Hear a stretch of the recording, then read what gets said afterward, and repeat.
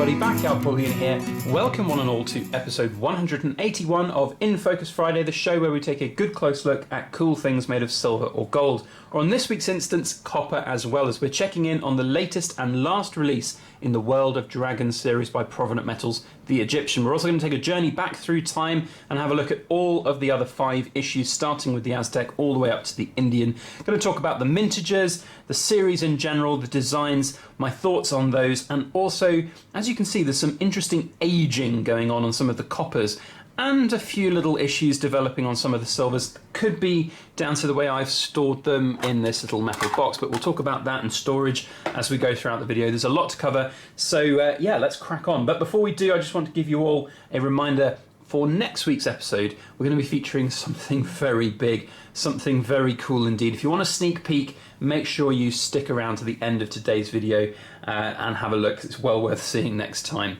So here we go, let's have a look at the Egyptian, which is the latest and last release in this World of Dragons series. Now, for those who are not familiar with this series at all, it is by Provenant Metals. They are a US dealer, and the Golden State Mint are the producers of these rounds, both in silver and copper. It's a 6-round series, and it started with the Aztec. I think it was like early 2019, and they are coming out pretty quickly. I think they came out every 3 months, so it really has been a pretty quick turnaround for a series, which is a really good thing. I like the fact that this series is now complete after only about a year and a half, I think, in total. And it's culminated with this last release, The Egyptian, and the whole series has focused on, of course, mythological dragons, because dragons aren't real, from all different corners of the globe, and here we have The Egyptian. Now, from my own perspective as a kind of dragon enthusiast, one might say, I used to play Dungeons and Dragons all my youth, I've never heard of an Egyptian dragon, and for me this is more of a very large snake with some dragon-esque features. I don't really know. So it's an interesting direction to go for the final dragon. I could have perhaps seen some various different... I mean, dragons have popped up in mythology from various different countries and, you know, continents all around the globe. So to have an Egyptian dragon is a little bit odd. I don't know whether they were dredging the barrel in their own design. Having said that, the design side of things, the aesthetics of this particular design is really very good. I think it's actually one of the best in the series. So despite the fact that it's not necessarily a typical looking dragon, it is very, very cool indeed. And I rank it up there with the Norse, which is probably, I think the Norse is my overall favourite dragon. It's the most sort of typical looking dragon that I can see in this series, but the Egyptian is nevertheless really very cool indeed. With the pyramids in the background there and the snake, there's so much detail on it. I have to say this is a very well made round, I have to say. Now on the other side we have the Dragon's Eye, which is the same for the entire series, and that's very cool to see. Of course, these being rounds, not coins, mean they don't have a denomination, so that does play into a little bit of a factor for us here in the United Kingdom and the European Union, because we have to pay taxes on these things, especially when buying from dealers, but also if you're importing them from the US, there's a very good chance, like I have when I've been importing these, that they get hit with import duties, which is of course a little bit of piracy, high seas piracy from the government, but hey ho, that is life, unfortunately for us here. Nevertheless, it is a good series in my head to have. Now you'll notice that I'm holding these in just bare hands. Not recommended if you want to keep them in as good a condition as possible, for sure. As you can see, some of these other ones here have aged not necessarily quite so well as the others, especially in the copper. And we will have a look at those as we go. But I handle these with my bare hands because I'm really not too bothered about their condition. I didn't buy these to hold their condition perfectly. If I had, I would have handled them very, very differently from the very start.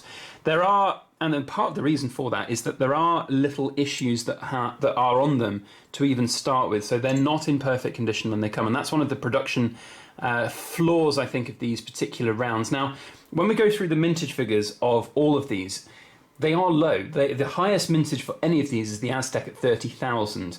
Now, one would hope and expect for a mintage of such a low number, 30,000. Yes, it's not a coin, it's just a round, but that they would be supplied perhaps in capsules and have their perfect condition stored. But no, they come in plastic flips for individuals and they come in rolls of 20. And those rolls of 20 have caused, I don't know if you'll be able to quite see it here on this particular coin, but there are lots of different little texturings around the rim where the coins have sat against each other. There's a prime example just there. And that is completely common. I don't think I've seen a single round in both the copper and the silver that doesn't have those issues around the sides.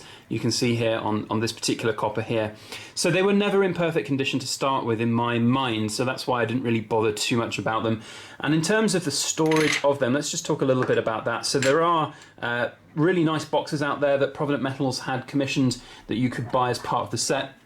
You can feel free to go and buy those. I just have this 6-coin little tin box, which I thought was great, and they've been sat in there, copper underneath the silver for the last, well, ever since I've had them really. And it has developed some interesting toning on these first coppers, which I think is really interesting. Now, you'll see here the difference in the colour from the new ones, which are the Indian and the Chinese, to the old ones, the Aztec and the Welsh.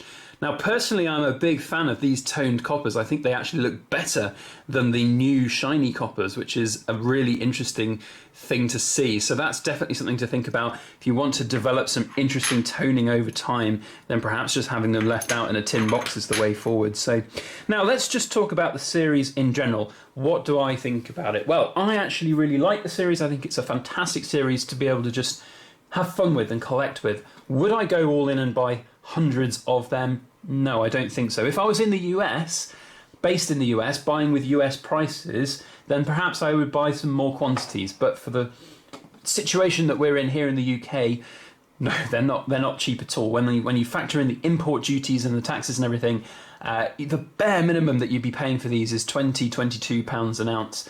Now, I have been importing larger quantities of these because I wanted to get them at a slightly better price. So I imported, rolls of 20 of them, and then would sell some of them over on the forum, make £1.50 profit per coin, which helps bring the cost down of all of the other individuals, and it's a little bit of fun. It helps other people get them at a relatively good price compared with buying from dealers in the UK. So that was my strategy for collecting the set. I really do like it though, and I think it's a great one, but it's not necessarily a bulk buy set for me. In terms of the mintage figures, I have them written down here. These are the published mintage figures so far. So the Aztec, let's run through the entire series whilst we have a talk about the mintages, because the mintage figures are actually really interesting to look at. And as I said, they're a limited mintage set, and for such low numbers as you can see, it's interesting that there are not sort of better capsules and things. Anyway, the first was the Aztec. This is the Aztec dragon here. I can't remember how to pronounce his name. It's Kautolomek or something. But he was a really good dragon to start the series off. He got everybody excited, really interested. And as you can see, a mintage of 30,000. They did really well. Now, the sort of gameplay plan from Provident Metals was essentially to mint these to order. So at the time of release, all of these do not have mintage figures released. You don't know what the mintage is going to be. So they were minted to order. Obviously, the Aztec kicking the series off, really popular. People were seeing this, thinking it's different, it's cool, especially this reverse here. I think this caught everybody's eye, to coin a phrase, and no pun intended. But it was a really exciting series, and I remember there being quite a big buzz about it, and a lot of people getting in on that series, which is great. The second in the series, which was the Welsh, you can see here, was equally as popular, I think. There was a lot of people who were saying this is like your typical dragon. This is what a dragon is supposed to look like, the good old Welsh dragon here. However, as you can see from the mintage figures, 26,500, a little less popular. Now, it's interesting because when you see a lot of different releases of series like this, you often find that the first releases are the most popular, the least popular, because people don't know about them. There hasn't been enough buzz about them. There hasn't been enough videos here on YouTube for people to get in on it before they stop production. And then when the new releases come out, people are then seeing twice as many videos about this series, and they're then getting interested in it and buying them. So it's interesting that the mintage, and you can see for the subsequent ones, they've all gone down and down and down. Now, I can kind of understand why the mintage went down for the Chinese, which is one of the weaker designs in the series in my mind. I think there could have been a lot more done with this design. I think it is for me the weakest in the series, I'd say. Perhaps tied with the Indian, but we'll see. And consequently, as you can see, the mintage dropped to 20,000. Now, what is surprising, though, is that the Norse dragon didn't pump the mintage back up, because this, again, was a really popular, well, in my mind, popular dragon sort of style. And it is, I think, in my mind, probably my favourite of the entire series. Perhaps tied with, aesthetically, the Egyptian, but also from, you know, just a dragon point of view, the Welsh. I'll rank them in my favourite order in a moment. But yeah, this was the Norse, and that had a 20,000 mintage. And then, as you can see, the decline in mintage figures keeps on going down, with the Indian at 15,000. Now, there is something to be said about the declining mintage numbers for these particular rounds. Of course, lower mintage numbers means that they potentially have more value over time. So the key rounds in this series are the Indian, perhaps, or the Norse, and maybe the Chinese as well, by the looks of it. But obviously, with the mintage figures not being declared for the Egyptian, it could be interesting. You know, there's maybe quite a few people out there who were really excited about the series to start with, and then fell out of love with it, or just didn't want to continue it, or perhaps they didn't feel like it was for them anymore. So there's definitely something to factor in about that. The Indian was a little bit in terms of the design. It's not necessarily the best design out there. But then, of course, the Egyptian, you know, there is a lot of detail in this. And I have to say, whilst it's not a typical dragon-looking coin, it is a very very attractive design. So that's definitely a factor. So in terms of how the mintage for the Egyptian will fare, who knows? But I think those mintage figures are really, really interesting. So from my perspective right now, the Indian and the Norse are probably the two key items in the series to have. But at the end of the day, will they really be a big performing round series? Probably not. You know, the premiums here in the UK are holding because they're uncommon to get at decent prices. You can get 25, 26, 27 pounds an ounce for some of the first releases here. The later ones, you'd be looking at 23, 22 pounds an ounce on the second-hand market. Maybe a little less now that I've put some smudgy fingerprints all over that silver one. But you know, there are things that you can do. I have antiqued some of these before, which brings back out all the detail, cleans up all of those horrible fingerprints, and then, you know, you can potentially sell it for its original premium again as something slightly different, aftermarket edition, so to speak. So, last thing to do is to rank them in my own preference order, my favourite order. Definitely, for me, the Norse is number one, so we're going to go left to right in terms of the favourites here. I think then for me the next one has to be the Welsh. It is just such a typical dragon looking round. It's very, very attractive and I really do like it. Then I think we're going to move into an interesting debate. I think it's going to have to go to the Aztec because it does look a little bit like a dragon, more so than the Egyptian. But I am then going to, perhaps controversially, put the Egyptian in next because just that design, that level of detail in that particular round is great. Yes, I get it's not a real dragon, that's fine, but at the end of the day it's still a very attractive looking round. Then I'm going to put the Indian because it is just a little bit better than the Chinese here, and lastly Chinese. So that's my order of preference, my order of ranking for these particular rounds.